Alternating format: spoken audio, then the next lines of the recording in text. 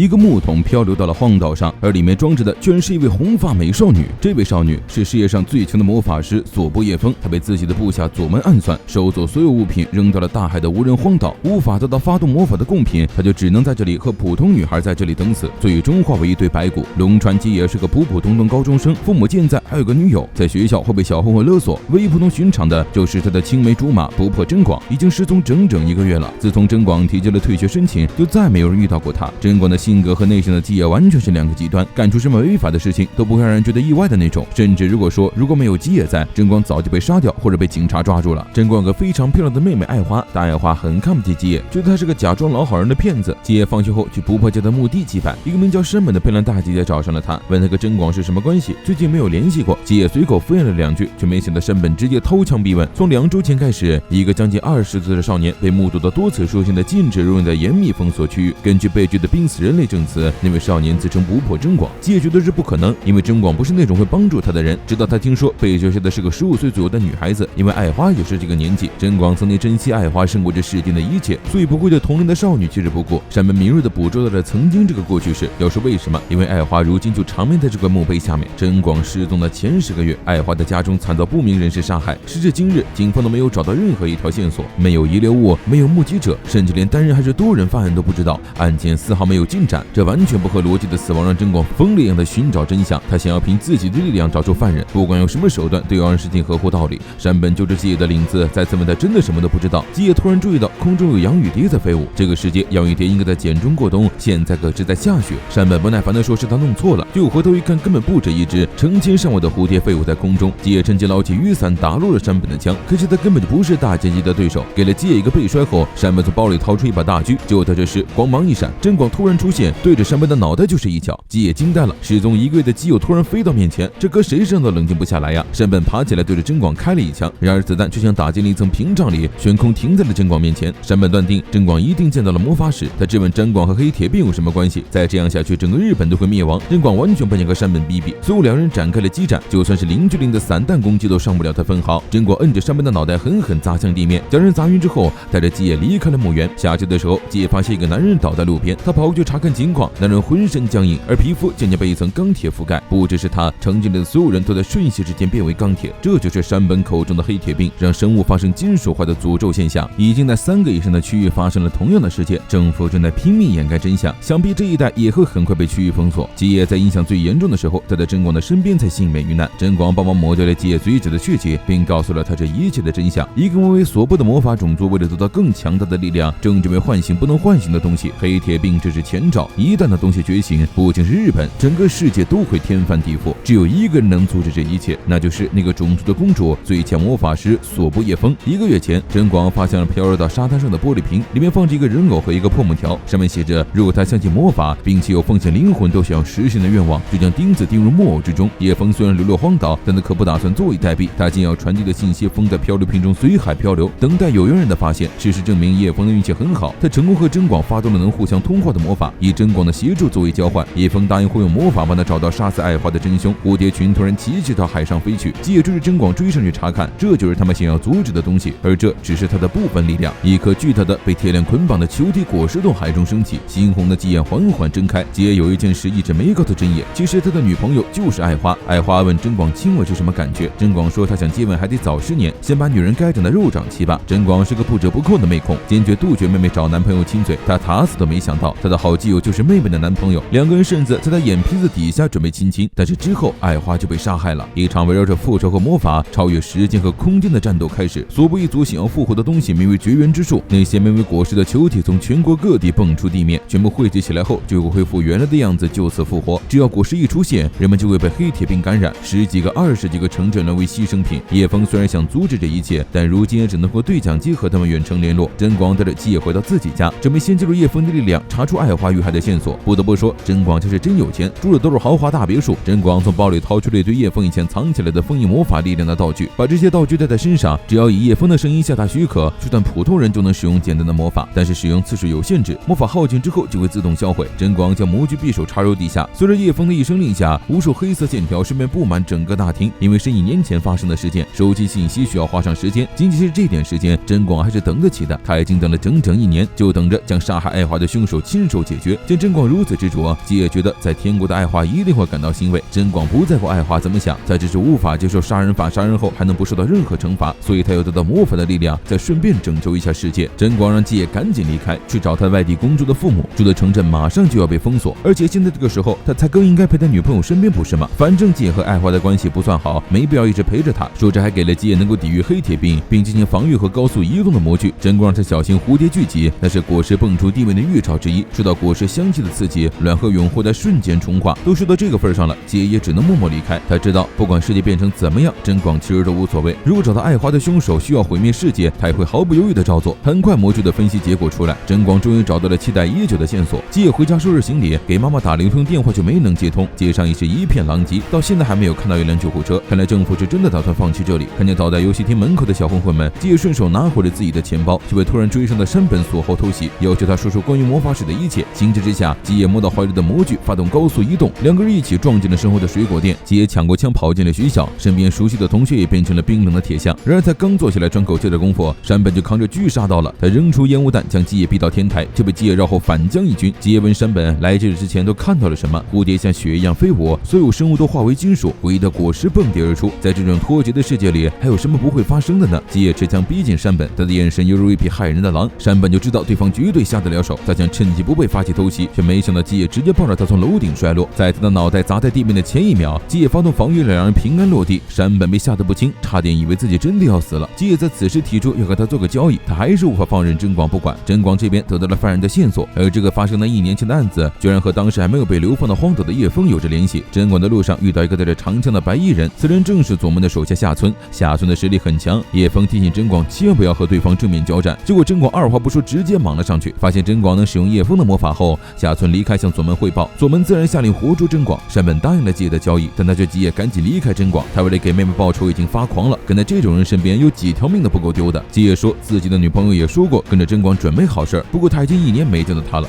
山本猛地被塞了一口大瓜，吉野的女朋友居然是真广的妹妹。但吉野和真广不一样，并不执着于复仇，因为就算大仇得报，也什么都不会改变。他只是想为死去的爱花做点什么，在这个脱节的世界中，他或许能找到答案。